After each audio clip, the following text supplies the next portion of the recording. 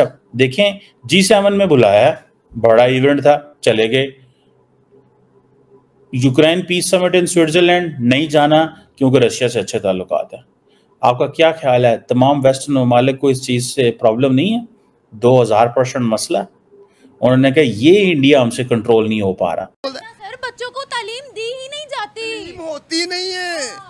मैं तुहानू अपनी घर की गल, मैं जनमन मैं नहीं झूठ, मेरे घर दे भी देखणगे, मैं झूठ बोलांगा तो मैं शर्मिंदा हूं, मैं सच बोलने लगा। यानी कि इसका मतलब ये कि इंडिया की टेक्नोलॉजी इतनी चली गई है आगे। और मैं अभी ये भी सुन रहा था कि किसी फीमेल ने इसके ऊपर बड़ा रिसर्च किया है, बड़ा 1999 में वर्क स्टार्ट किया, रिसर्च स्टार्ट किया, और उन्होंने ही इस प्रोजेक्ट को लेके आगे चले हैं। इंडिया की औरतें जो हैं ये बहुत पहले से आजाद थी। और अभी आप इंडियन पुलिस में देखिए, इंडियन आर्मी में देखिए, इंडियन IT में देखिए, इंडियन किसी भी चीज में देखिए, उनकी फीमेल आगे तरक्की भी कर रही है, पोस्टों पे आई हुई है। 10 कंट्रीज मिलकर इस प्रोजेक्ट के अंदर कंट्रीब्यूट करेंगी।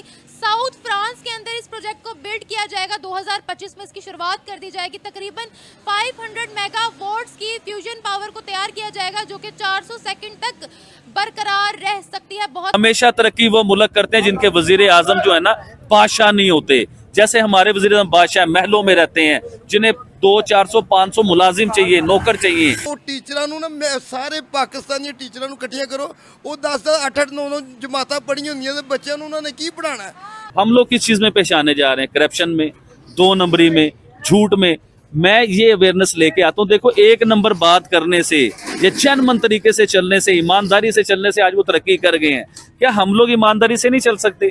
आपने कहा गधा गाड़ी पे, वहाँ पर अगर हम भारत की बात करते हैं, रोबोट्स ये सारी चीजें करते हैं बहुत सी कंपनीज में। हम क्या कर रहे हैं? कुछ भी नहीं कर रहे, हमें बस ये वो जीत गया वो हार गया यही कर रहे हैं हमें। और पाकिस्तानी जो इस्लाम के ठेकेदार बने हुए हैं ना, इधर पैसों के लिए गैर मुस्लिम लड़कियों से शादी भी करते हैं सर। उनकी मलिका को जो है ना वो मानते भी हैं, वो उसे लिखा जाता है सारा कुछ। भारत हमसे क्यों इतना आगे निकल गया स्पेस टेक्नोलॉजी में? भारत स्पेस टेक्नोलॉजी, भारत हर ओवरऑल हर चीज़ में हमसे आगे निकल रहा है, क्योंकि उधर सियासत का फुकदान, इधर स्टेबिलिटी है, इधर जो नहीं है।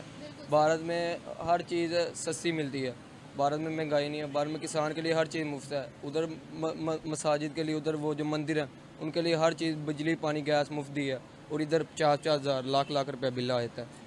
कि इंडियन जो है उनको ये पता है कि हमने अपनी चीज किस तरह बेचनी है और किस तरीके से बेचनी है। शायद अब दुनिया को भी पता है कि इन्हें रिस्पेक्ट कैसे देनी है। हाँ जी, दुनिया को भी ये पता है कि ये इंटरनेशनल मार्केट में ग्रो कर रहे हैं और नेक्स्ट टू चाइना है। ठीक है, एक तो ये बात सच है, इसमें कोई शक शुबे वाली बात नहीं है कि उन्होंने इंडिया को चाइना के मुकाबले में लेके आना है। देखें, इंडिया ने अपने आप को इस पोजीशन पे लेके आया है कि पुतिन भी तारीफ कर रहा है, बाइडेन भी तारीफ कर रहा है, मैक्रोन भी तारीफ कर रहा है, चलो यूरोप भी कर रहा है, अमेरिका भी कर रहा है, रशिया भी कर रहा है।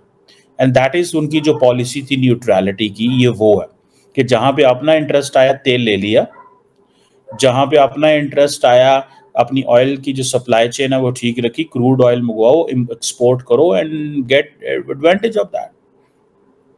ठीक है जी, लेकिन जहां पे आता है कि जी वेस्ट ये कहता है कि रशिया को टारगेट करो, वो कहते हैं नहीं करें। छोटे होते हुए हम ये सुनते थे अगर हमने तरक्की नहीं की तो इंडिया ने कौन सी की। हाँ। आज इंडिया किधर खड़ा हुआ है और पाकिस्तान किधर खड़ा हुआ है। इंग्लैंड दुनिया का 5वां रिचेस्ट कंट्री था, अब 6वां हो गया, 5वां इंडिया ने ले लिया है। ठीक है। क्या वो IMF से कर्जा लेता है?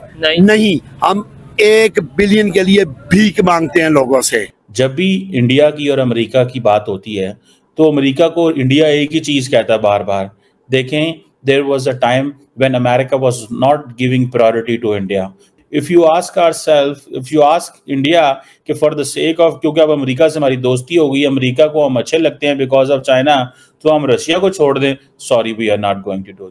Hello friends, welcome to our channel. जैसा कि आपने वीडियो में देखा, भारत पर अंतर्राष्ट्रीय दबाव बनाया जा रहा है कि वो रशिया से अपना रिलेशन तोड़ दे। पर रशिया ने भारत का तब साथ दिया था जब पूरी दुनिया भारत के खिलाफ थी। तो भारत ने तो ये साफ कर दिया है कि हम किसी भी प्रेशर में आकर रशिया का साथ नहीं छोड़ेंगे। वही भारत रशिया मिलकर एक आर्टिफिशियल सन का निर्माण कर रहा है और ये प्रोजेक्ट 2025 में स्टार्ट होने जा रहा है, जिसमें हमें भरपूर मात्रा में सोलर एनर्जी मिलेगी और काफ़ी चीज़ों में इस एनर्जी को ज़रूरत के अनुसार यूज़ किया जा सकेगा। ये सब देख पाकिस्तानियों की नींद उड़ गई है। उनका फ्यूचर वैसे भी अंधकार में है क्योंकि वहाँ का भविष्य जो उनका यूथ है उनको प्रॉपर एजुकेशन ही नहीं मिल पा रही है, और मिलेगी भी कैसे।